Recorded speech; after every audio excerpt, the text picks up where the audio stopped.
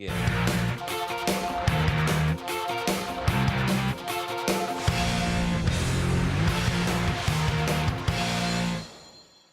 Michelle McKinnon is here.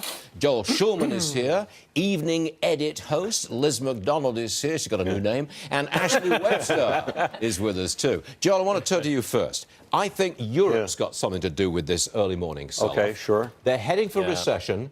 They've got below zero interest rates. They've printed a ton of money. Yeah. They've got no tools left to fix their problem. No, they don't.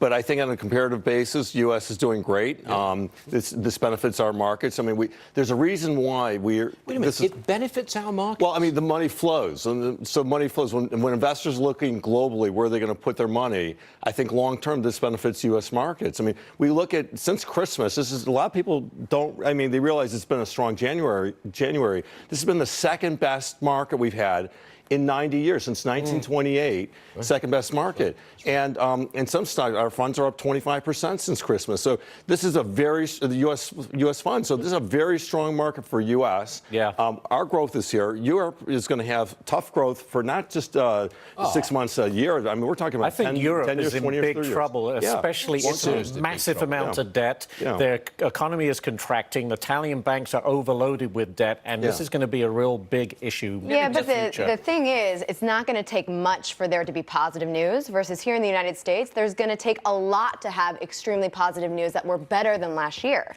So when you kind of think about that, who knows? Europe could actually be a buy here, and I've actually been saying that for a while now. Not many of our viewers invest in Europe, unless I'm widely mistaken. Right, or they invest via like a fund that has some European or through a multinational who sells there. Yeah. So, well, I'm a European and wouldn't be caught dead investing. Well, I was going to say, to that point, tomorrow I'm actually closing bell for our new U.S. small cap fund, which is international. So I agree with Michelle's comments that I think last year the markets were beat up really badly, and I think there's a very good time to get into international markets. Okay, I stand corrected. Great. Okay, great. I'm going to jump right into the Japanese yen, and I'm going to be all over Scotland. I can see it coming out.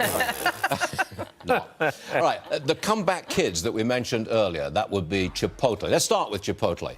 Fresh food menu seems to be working after years of the E. coli problems. Are they coming back? Are they back on track, Joel? I think they're a little bit. I think they're back on track. I'm not sure it's going to be a screaming buy, but I think they're back on track. I mean, a lot of the customers have left for good, but they'll make their way back. Okay.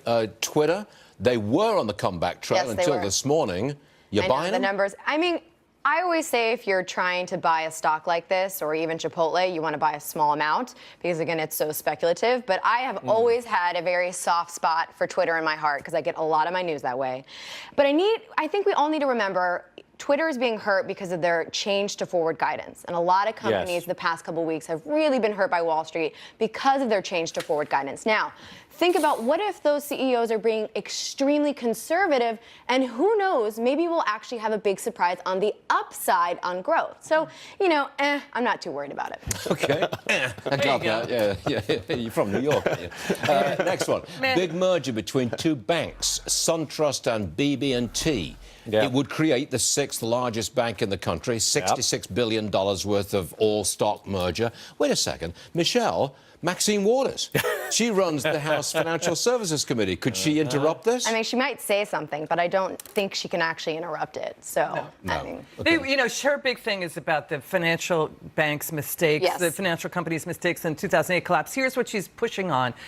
Increase mortgage lending to minorities. So she's just launched a subcommittee on diversity and inclusion. She could haul in a lot of banks, including the CEOs of these companies, and to say, what are you doing in terms of boosting mortgage lending? She can give bad that PR. space. Of course, she just wants to rake them over the coals. That's correct. All right, got it. I want to talk about the video game industry. Two of the video game makers in particular, Take-Two and Electronic Arts. Both of them were slammed yesterday. They're both feeling the heat from Fortnite, which is an enormously successful game, and it's free, and you can play it online without a special console. By the way, both those stocks are back up again today. But you know, it's very hard to compete with Fortnite, isn't it? Yeah, well, one, it's free. And two, I think the bigger story here, Stuart, is how big the gaming industry is becoming, particularly in emerging markets. Actually, this morning when I was reading, Netflix has found that Fortnite is one of their biggest competitors for screen time for their viewership. So, I mean, that's saying something. And I understand that Google says fewer people are watching YouTube because they're playing Fortnite. Yeah.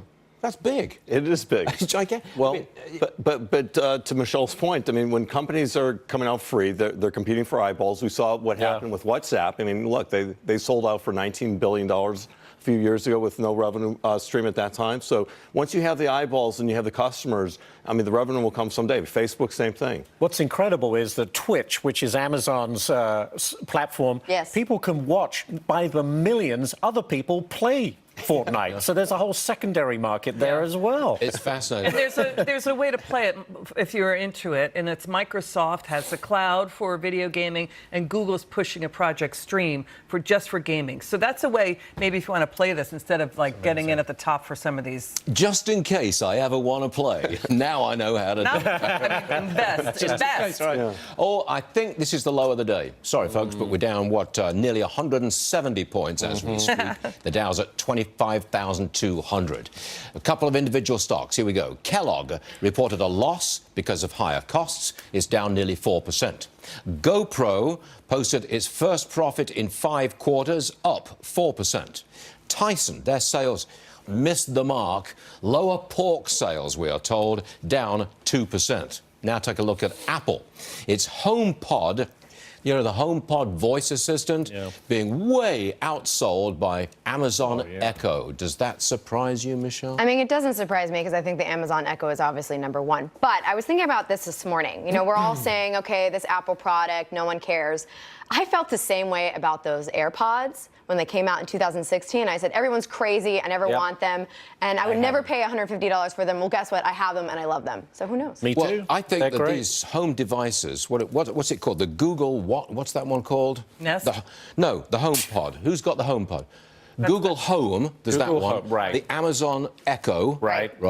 Ask Alexa. And the Apple product. I think that's the most important technological development since the iPhone, because that's the computerized home. Yeah. That's what we respond to. That's the individual. It's a huge market, isn't it? Sure it is.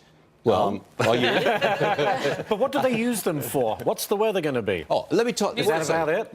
What's the time? I have 5 grandchildren. They're on Cape Cod. Even the 3-year-old twins have one of these Echo things, the Echo Dot. And it says, get up, it's 8:20, time to go to school. Or Caleb, one of my another grandson. Caleb, it's 8:20, put your shoes on, you got to go to school. 2 minutes later, oh, Caleb, did you do that yet? Are you downstairs Don't even need parents anymore, Stuart. Come on. Robots. We're revolutionizing parenting. Electronic babysitters. Isn't that amazing? I love it. That's amazing. It is amazing. I'm glad they didn't exist in my day. Well, the parents love them because you don't argue with the Amazon Echo, do you? Oh, look, it's nearly, 9:40 Eastern time. We've got to say, I'm sorry, Joel. I'm sorry, Michelle. I'd love to have you all for longer, but there you go.